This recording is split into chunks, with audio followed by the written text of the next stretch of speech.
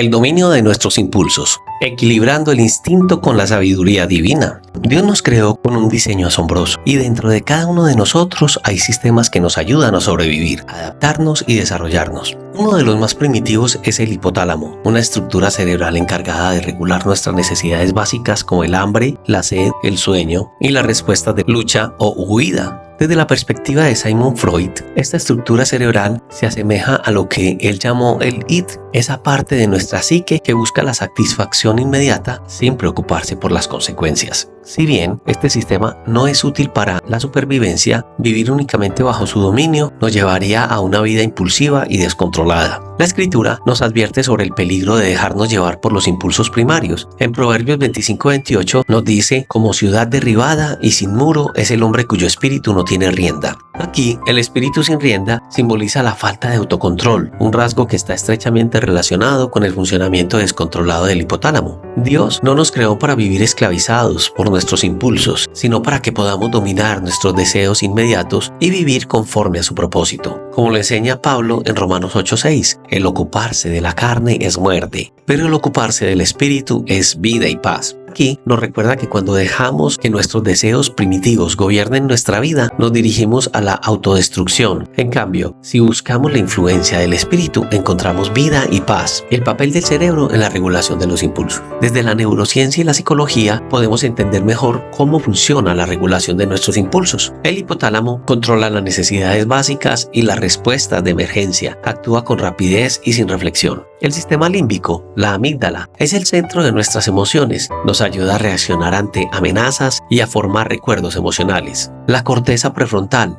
es la parte más evolucionada de nuestro cerebro y nos permite tomar decisiones racionales, planificar el futuro y ejercer autocontrol. Freud, en el modelo de la psique, relacionaba estas estructuras con su teoría del id, el ego y el superyo.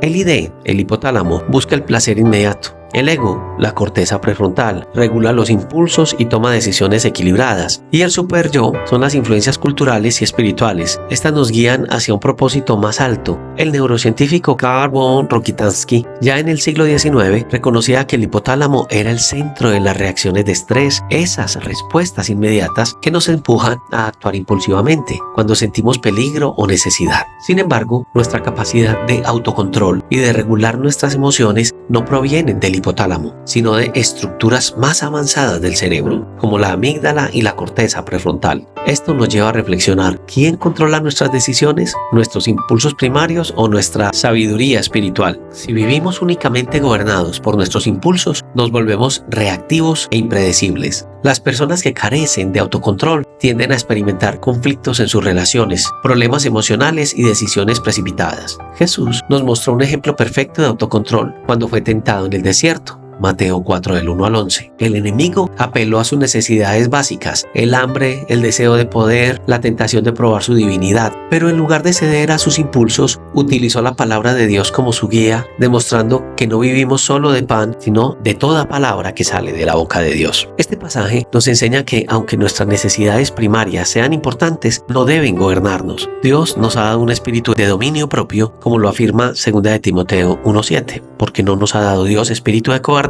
sino de poder, de amor y de dominio propio. Desde la psicología conductual sabemos que el autocontrol no es algo con que nacemos, sino que se desarrolla a través del aprendizaje y la práctica. Estudios en terapia cognitivo-conductual han demostrado que las estrategias de regulación emocional ayudan a disminuir la impulsividad. También el entrenamiento en la toma de decisiones mejora la capacidad de prever consecuencias y la capacidad de la paciencia y la gratificación diferida fortalece el autocontrol. La psicología positiva, con exponentes como Martin Seligman, enfatiza que las personas con alto dominio propio tienden a ser más felices, tener mejores relaciones y alcanzar más metas en la vida. En otras palabras, cuando logramos equilibrar nuestros impulsos con nuestra capacidad de autocontrol, encontramos un estado de mayor plenitud y satisfacción.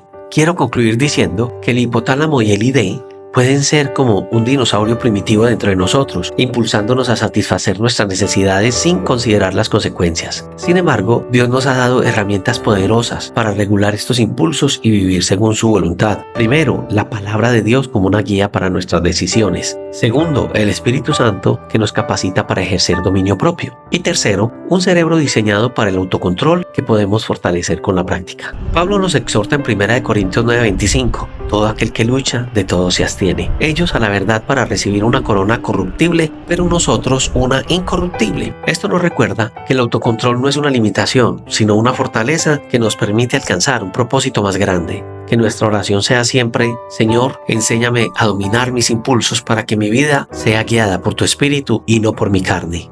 Amén.